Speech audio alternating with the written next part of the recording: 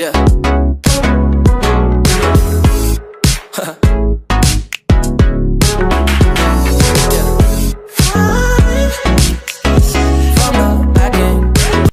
Hi guys, and welcome to my channel. If you haven't already, I'd love it if you went ahead and hit that subscribe button and click that notification bell.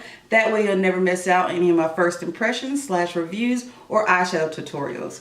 So today's palette we're going to review in swatch is by Beauty Creations and it's called Elsa. This is what the packaging looks like. Now this palette has 19 mattes and 16 shimmers with a total of 35 shadows. We have both cool tones and warm tones, which is really nice.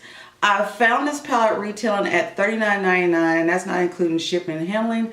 I found this palette for $13.11 and I will have everything linked down below as to where I purchased it from. So each row has 7 shades. So what I'm going to do is just go through and just swatch the colors because this is a lot of shadows to get through. And let's go ahead and get to it.